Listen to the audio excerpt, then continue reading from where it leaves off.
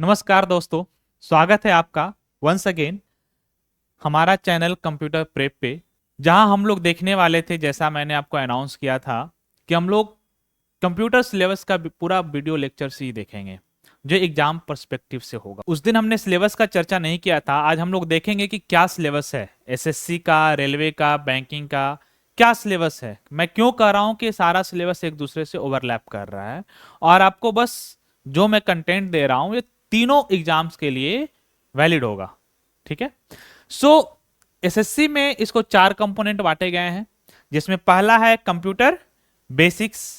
इसमें हम लोग कंप्यूटर के बारे में सारा डिटेल में डिस्कशन करेंगे। इसके कंपोनेंट, सीपीयू, रैम, रोम, बैकअप, बहुत सारे कंपोनेंट आते हैं इसके, है ना। ये सारा का सारा हम लोग डिस्कस करेंगे। इसके बाद आता है सॉफ्टवेयर। सॉफ्टवेयर क्या है? जो भी आप फोन यूज कर रहे हो, चाहे स्मार्टफोन ही है, उसमें आप देखते हो कि अच्छा एंड्रॉयड वर्जन है कि आईओएस है। आईफोन में तो आईओएस होता है, या फिर नोकिया लेके आया था विंडो का फोन, है ना, जिसमें सॉफ्टवेयर क्या था, विंडो था। तो ये सारा हम लोग देखेंगे। ठीक है।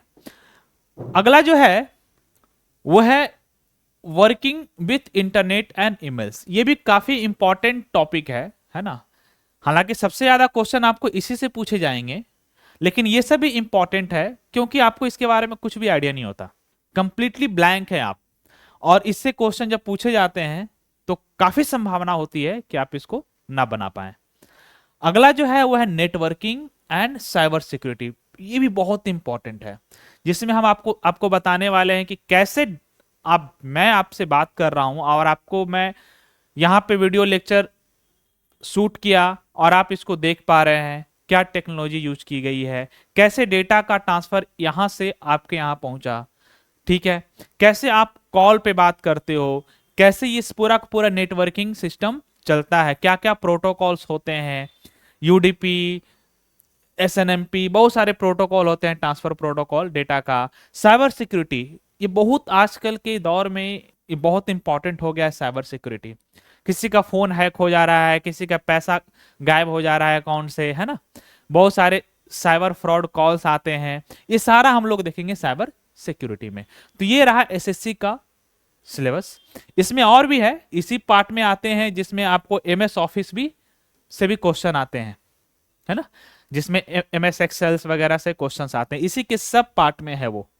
आरआरबी टेक्नीशियन, जो कि बहुत इंपॉर्टेंट लोगों के लिए भी, क्योंकि आने वाला एग्जाम है जिसमें से 20 मार्क्स डेडिकेटेड है आउट ऑफ 100, जिसमें से आपको पूछे जाएंगे बेसिक ऑफ कंप्यूटर्स, अगेन वही operating system, then networking, internet, emails, computer virus. जो आप सिक्योरिटी की बात कर रहे थे उसी में कंप्यूटर वायरस आएगा। और जो एमएस ऑफिस है वही एमएस एक्सेल, पावर पॉइंट और वर्ड, ये तीनों चीज आपको वहां पे पढ़ने हैं।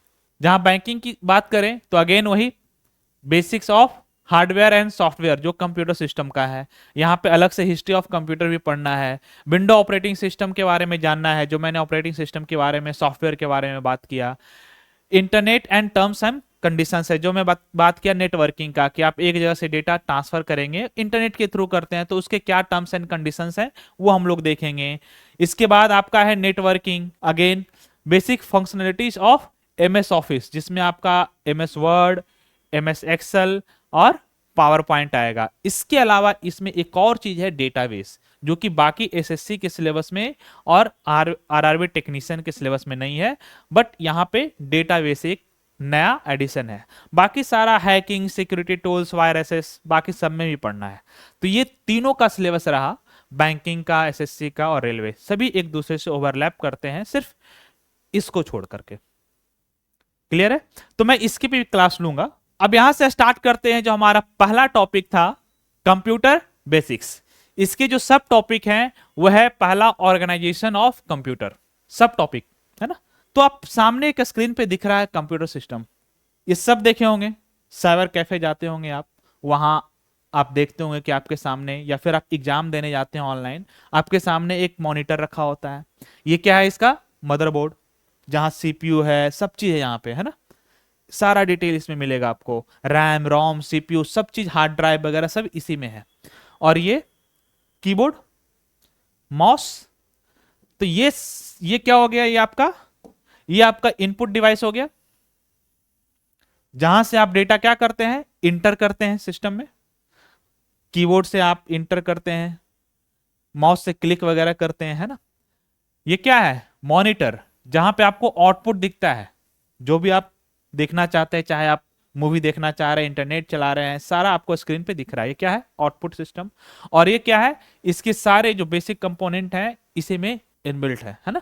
तो हम लोग इसके पार्ट बाय पार्ट इसका स्टडी करेंगे कंप्यूटर सिस्टम का। अगला जो इसमें आगे जब हम देखते हैं, तो पार्ट ऑफ कंप्यूटर सिस्टम, जो हमने आपको कंप्यूटर सिस्टम बताया, एक्चुअली कंप्यूटर सिस्टम में क्या वही कंप्यूटर दिखता है जो ये सामने है, या फिर इसके अलावा भी और इसके पार्ट होते हैं। चार चीजों से मिलकर बना है।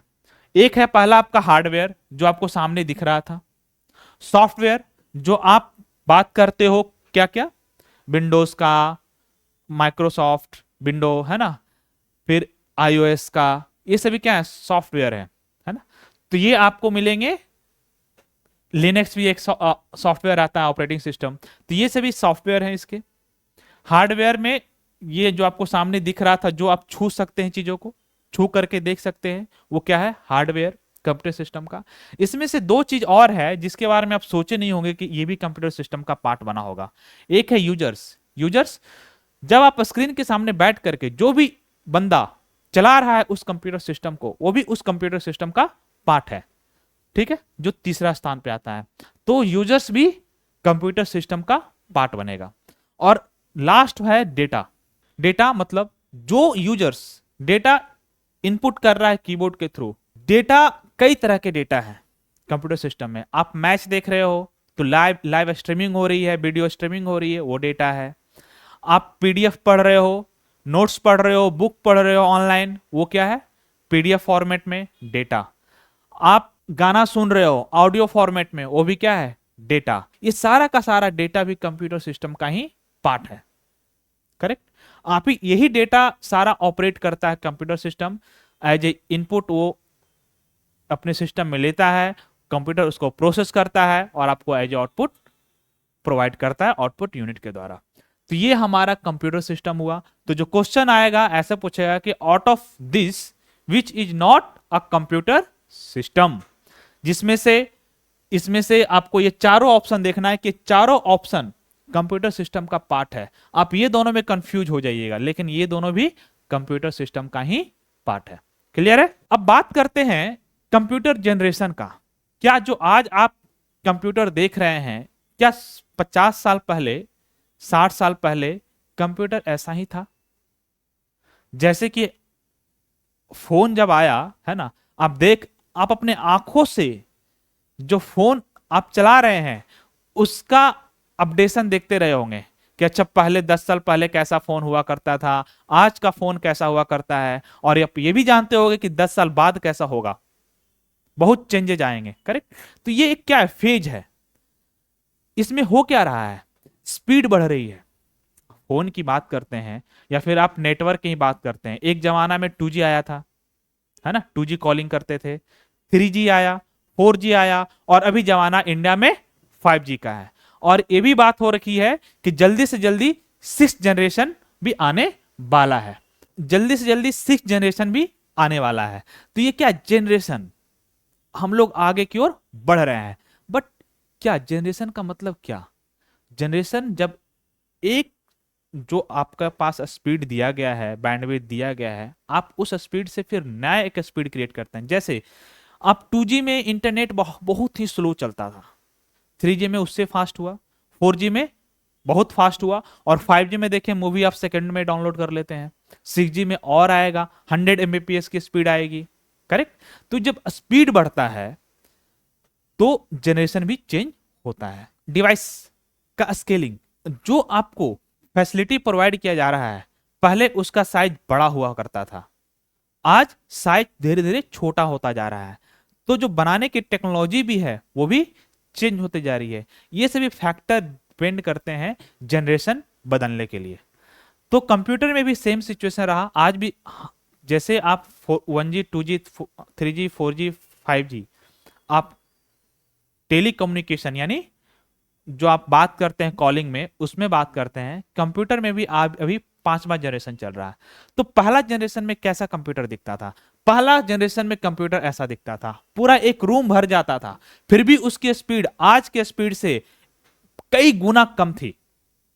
आज जो आपके कंप्यूटर सिस्टम इतना छोटा सा कंप्यूटर दिख रहा है, टैब लेके घूम रहे हैं पॉकेट में, स्मार्टफोन लेके घूम रहे हैं पॉकेट में, जो स्पीड है उससे कई हजार लाख गुना कम स्पीड हुआ करती थी, बट उसका साइज एक कमरे से भी ज्यादा हुआ करती थी पहला जनरेशन में।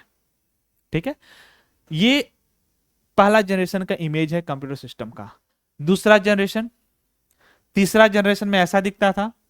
चौथा जनरेशन, अब आप देखे होंगे चौथा जनरेशन बैंक बैंक में वगैरह में इस तरह सिस्टम हुआ करते थे एक जमाने में, और आज आप 5वां जनरेशन तो खुद ही यूज कर रहे हैं, है ना। तो ये जनरेशन कैसे मूव किया है कंप्यूटर का, बहुत इंपॉर्टेंट नहीं है, मैं आपको समझाने सी बात कर रहा हूं। इसमें जो क्वेश्चन पूछे जाएंगे कि फर्स्ट जनरेशन की क्या क्वेश्चन पूछे जा सकते हैं, वो यहां से पूछे जाएंगे। इसमें दो चीज आपको ध्यान रखना है कि जो भी आपका कंप्यूटर सिस्टम बनता था उसका बेसिक कंपोनेंट क्या था, और कंप्यूटर सिस्टम जब बना है तो यूजर उसमें इनपुट देगा, तो इनपुट जब भी देगा तो एक लैंग्वेज में प्रोवाइड करेगा ना, उसको समझाएगा कि हाँ ये काम करो ये काम करो, तो लैंग्वेज क्या होगा, किस लैंग्वेज में वो समझेगा इस बात को। तो ये दो चीज आपको ध्यान रखना है। तो पहला जनरेशन में जो बेसिक कंपोनेंट था वैक्यूम ट्यूब था। कैसा वैक्यूम ट्यूब दिखता है वो मैं आपको दिखाता हूं। और लैंग्वेज यूज होता था वो मशीन लैंग्वेज यूज होता था प्रोग्रामिंग करने के लिए। ठीक है, ये दो चीज है। इसके एग्जांपल्स आपको याद रखने की जरूरत नहीं है, आईबीएम शुरू से ही बनाता आ रहा है, आईबीएम 701, 650, ये सब इसके एग्जांपल्स हैं। तो आपको याद रखना है कि फर्स्ट जनरेशन में वैक्यूम ट्यूब यूज होता था और प्रोग्रामिंग लैंग्वेज में मशीन लैंग्वेज यूज होता था। मशीन लैंग्वेज का मतलब, जैसे मैं आपसे कम्युनिकेट कर रहा हूं हिंदी में, person to person communication language है हिंदी। मशीन को क्या समझ में आएगा? ये नहीं, मशीन को अपने लैंग्वेज में समझ में आएगा, और जो लैंग्वेज उसको समझ में आएगा वही लैंग्वेज कहलाती है मशीन लैंग्वेज, और जो कि होती है 010101। मैं आपको दिखाता हूं कैसे मशीन लैंग्वेज होती है। ये है आपका मशीन लैंग्वेज। ये मशीन लैंग्वेज, जैसे कि आप दो नंबर को ऐड करना चाहते हैं कि 4+5, तो जो प्लस जो बोल रहे हैं ये लिखाएगा प्लस ऐसे, कितना बड़ा है समझ में आएगा, ये प्लस है ना, 011001100, ये है सिर्फ प्लस।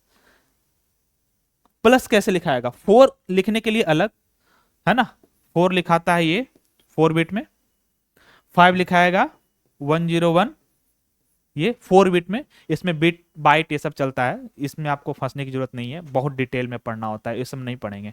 मैं समझाने की बात कर रहा हूं कि एडिशन ऑपरेशन के लिए ये यूज होता है। बात कर रहे थे हम लोग फर्स्ट जनरेशन में वैक्यूम ट्यूब की। ये दिख रहा है आपको वैक्यूम ट्यूब कैसा दिखता है? ये है उस जमाने का वैक्यूम ट्यूब। ये ट्यूब करता क्या था? देखिए, जितना भी आपका कंप्यूटर सिस्टम है ना, वो 1 और 0 पे चलता है, और जब सप्लाई 5 वोल्ट होती है, जब सप्लाई 5 वोल्ट होती है तो वो एज ए 1 माना जाता है, और जब सप्लाई 0 वोल्ट होती है तब वो 0 माना जाता है। हमारे घरों में सप्लाई कितने वोल्ट की आती है? 250 वोल्ट की आती है, करेक्ट। तो जब सप्लाई 5 वोल्ट होगी तब वो 1 माना जाएगा, जब 0 वोल्ट होगी तो 0 माना जाएगा, और ये 101010 करके इसी बाइनरी सिस्टम पे ये पूरा का पूरा कंप्यूटर सिस्टम बेस्ड है। और ये प्रोवाइड करने के लिए 1010 का कॉम्बिनेशन करने के लिए ये वैक्यूम ट्यूब हुआ करता था, जो कि साइज में बड़ा हुआ करता था। क्लियर है? तो इस कारण से कंप्यूटर सिस्टम देखे, ये वैक्यूम ट्यूब लगा करके इन्होंने एक कंप्यूटर बनाया था। इस वैक्यूम ट्यूब का भी इवोल्यूशन हुआ। आज हमारे पास इतने सारे फंक्शनलिटी एक स्मार्टफोन में या कंप्यूटर में इतने सारे फंक्शनलिटी आ गई है कि मैच कहीं और चल रहा होता है, हम लाइव स्ट्रीमिंग कर लेते हैं, अपने फोन से सारा काम कर लेते हैं, बैंकिंग सिस्टम से लेकर के ऑनलाइन एग्जाम देने से लेकर के सारा काम हम अपने फोन के थ्रू यूज कर पाते हैं। ये सब पॉसिबल हुआ ये इवोल्यूशन के कारण। पहले ये वैक्यूम ट्यूब था, ये अगले जनरेशन में बन गया सेकंड जनरेशन में ट्रांजिस्टर। तो एक एक ट्रांजिस्टर बना बना करके पूरा का पूरा सिस्टम, ये जो सर्किट होती थी वो बनाई जाती थी। बाद में ये ट्रांजिस्टर को एक चिप में डाला गया। ये आईसी है, इंटीग्रेटेड चिप। तो एक चिप में हो सकता है यहां पे 100 ट्रांजिस्टर 200 ट्रांजिस्टर इस चिप में डाला गया हो थ्रू टेक्नोलॉजी। कई सारे टेक्नोलॉजी आई, पहले एलएसआई मतलब लार्ज स्केल इंटीग्रेशन, फिर आई VLSI very large scale integration, फिर आया नैनो चिप टेक्नोलॉजी, और अभी तो अल्ट्रा नैनो चल रहा है कि छोटे से चिप में, इतना सा चिप में millions of millions transistor inbuilt कर दे रहा है और सारा का सारा सर्किट इस छोटे से चिप में आ जा रहा है। और इस कारण से हमारा सिस्टम छोटा होता जा रहा है और उसकी स्पीड भी बढ़ती जा रही है। ठीक है, तो ये टेक्नोलॉजी का कमाल है, ये एवोल्यूशन ऑफ चिप का कमाल है।